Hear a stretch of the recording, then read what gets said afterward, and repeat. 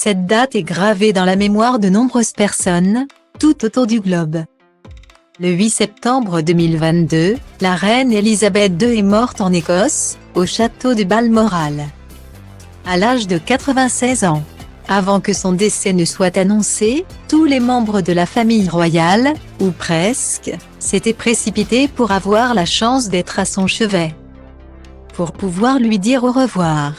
Malheureusement, tous n'ont pas pu arriver dans les temps.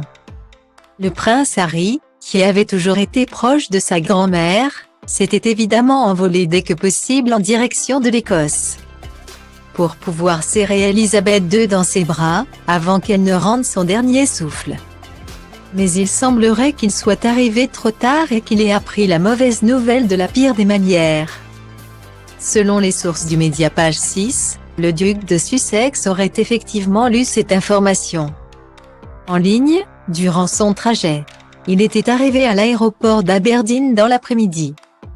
Le roi Charles III se serait occupé, en personne, d'appeler le prince Harry dès le matin pour le prévenir que la santé d'Elisabeth II se dégradait, et qu'il était temps de venir se recueillir auprès d'elle.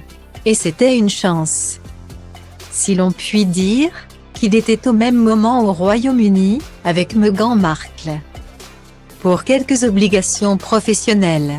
En revanche, personne n'aurait pris la peine d'appeler le papa d'Archie et Lilibet pour lui confirmer que la reine était morte. Ni membre de la couronne, ni courtisan. Aujourd'hui, le prince Harry est loin, bien loin de sa famille puisqu'il est retourné à Montecito, en Californie, le mercredi 21 septembre 2022. S'il n'avait pas prévu de passer autant de temps avec ses proches. En Angleterre, le duc de Sussex a tout de même essuyé bien des affronts. Il a été privé de son uniforme officiel le jour des funérailles d'État de la reine Elisabeth II et a régulièrement été mis à l'écart, notamment lors de dîners officiels.